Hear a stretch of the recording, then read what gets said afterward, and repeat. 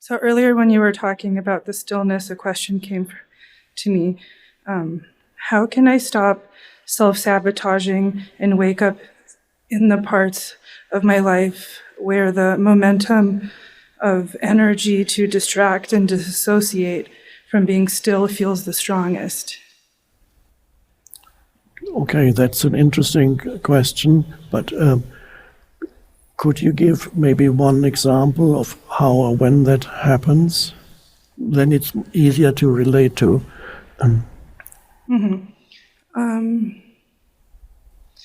Like yesterday when you told us not to engage in our phones and stuff like that, I went back to my Airbnb and noticed very strong impulses to turn on a show while I had dinner or whatever.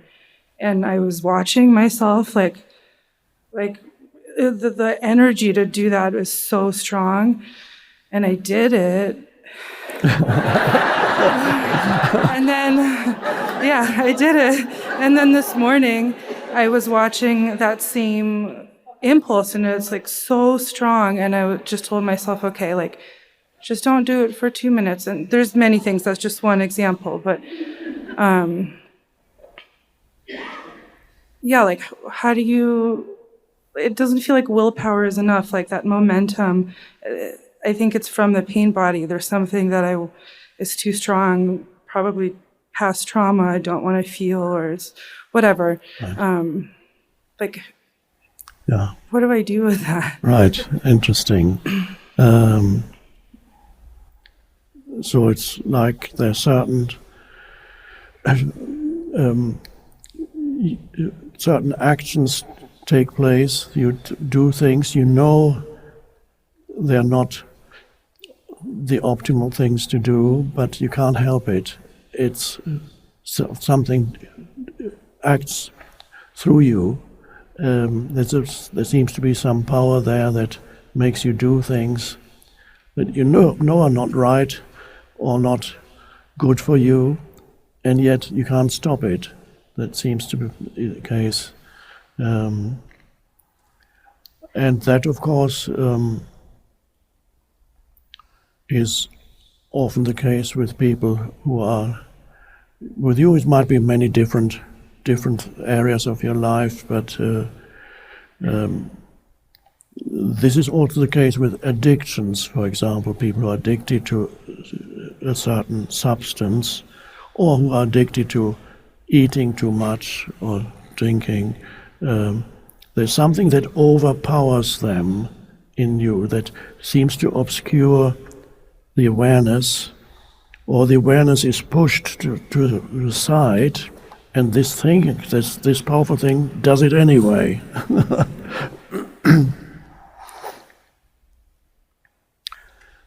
And again, my answer is a little bit similar to what I said to the first questioner tonight.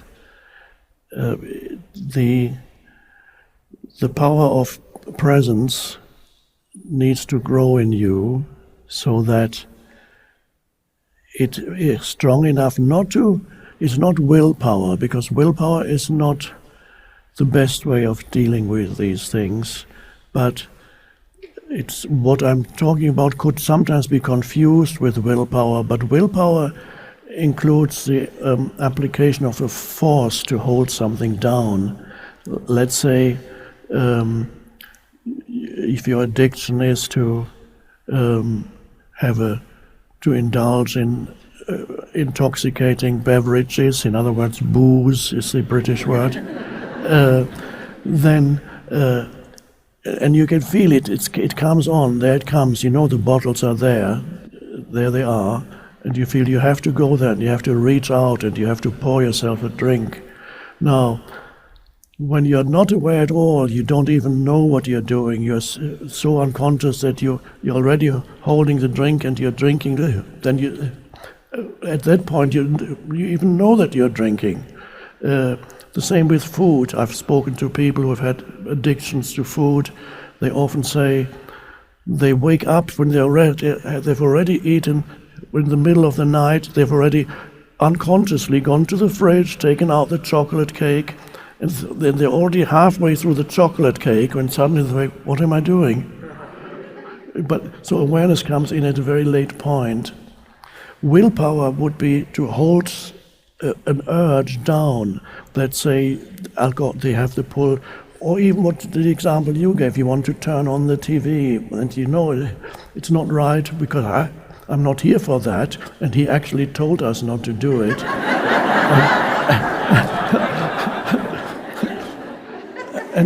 But I can't help it. I have to go. I can't. No, willpower. You would say, I'm going to hold this down. I'm not going to do it. And you can feel the urge, but you're holding it down. When you hold things down, often after a while, an explosion happens. It's like a boiling kettle. Can't hold it for that long, and then you have some kind of rationalization in your mind. Why you'll do it anyway. The mind will give you a reason. I spoke to a man who is addicted to food, and his body was very unhealthy. He was extremely dangerously overweight. Unfortunately, he's passed away, but he was a wonderful man, and he talked to me. And often, before he goes to indulge in excessive eating, his mind would say something like, "You've had a rough day. You really deserve a treat." It explains why it's the right thing. I'm not going to do it for much longer, but just today I really need a treat. Life hasn't been treating me, but it's the only pleasure I have. What shall I do? It's all I have. There's no other pleasure in my life. Okay, go to the fridge. You listen.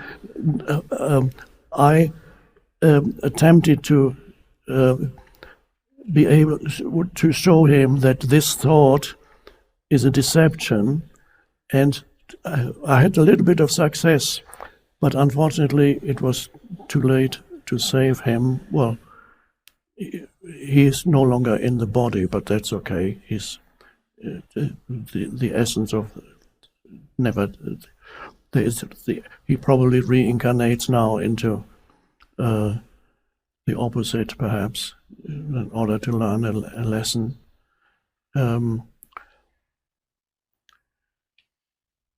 Again, what I said to the first questioner, to practice presence power when you're not particularly tempted by anything and you're just in your room, there's no particular temptation.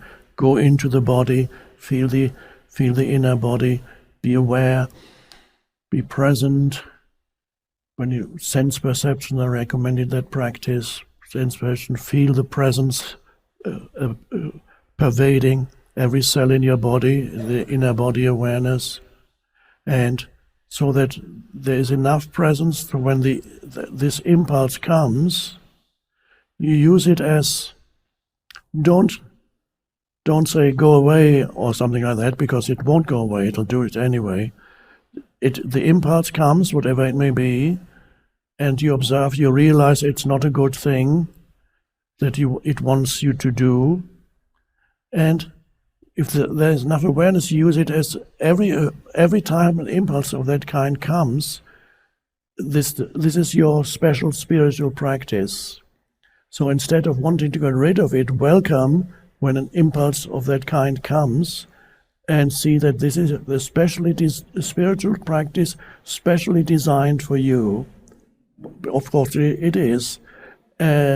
And so how do you transform this into spiritual practice? First, you realize this is an opportunity for practicing.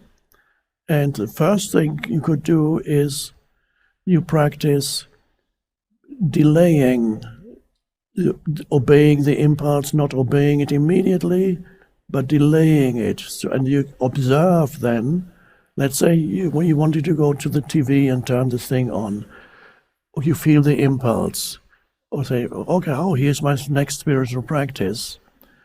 I'm now going to delay the turning on of this show on TV for 3 minutes. And during those 3 minutes, you observe the impulse in you. You observe it's an energy form, and you observe it. Oh, there you are. There you are. And you feel it. It's like a little gremlin or something.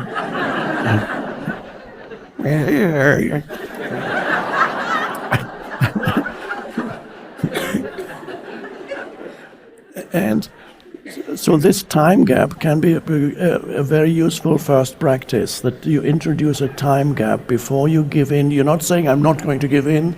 No, you say, 3 minutes. During those 3 minutes, I'm going to observe you. And you shine the light of consciousness, the light of awareness on this impulse, which is an energy form.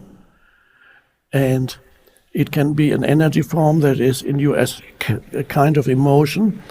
It can also dangerously invade your mind and make you, the explanation I gave just now with this friend of mine, the thought comes into your head that explains why you should give in to this impulse that can happen easily. And there too, you need to be present enough, sufficiently aware, so that you do not believe in every thought, especially those kinds of thoughts. You don't believe in every thought that comes into your head. Oh, you observe the thought because the thought is part of it. And even to the thought you say, oh, there you are. There's the thought, and there's the feeling behind the thought. And you set aside 3 minutes. During those 3 minutes you observe that. Isn't that interesting? Wonderful spiritual practice. And while you observe, you grow in consciousness. You apply consciousness to it. Only 3 minutes, 3 minutes. And then after the 3 minutes, see how you feel. It may have dissolved, but probably not yet. It's still there. And then you can see, can I do another 2 or 3 minutes? Am I strong enough for that? Is my awareness strong enough? And yes, it is. Don't believe you might, oh no, stop this nonsense, do it anyway.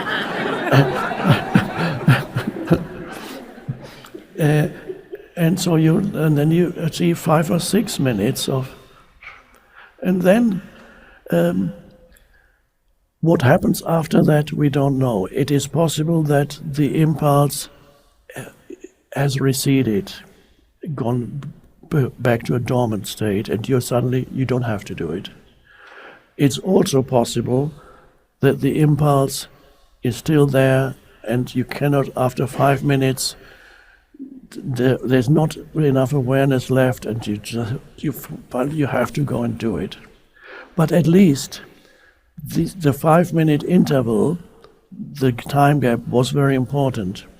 And when anything like that happens, you always introduce a time gap for your spiritual practice,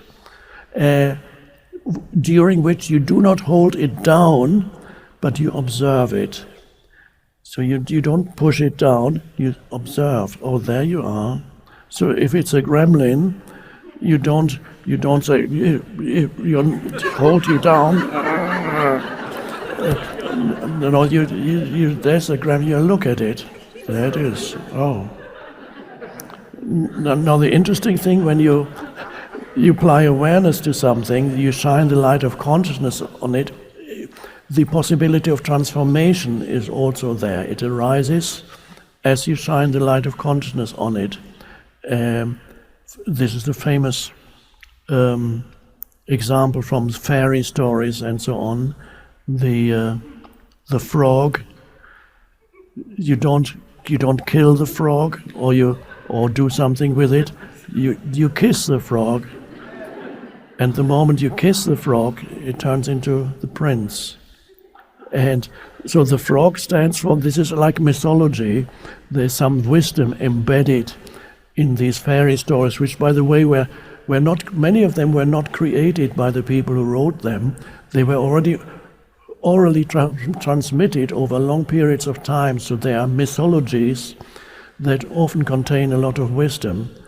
And there's certainly a lot of wisdom in kissing the frog, which then turns into something beautiful. So there's something ugly but you give it an acceptance and love. You look at it, and then transformation happens.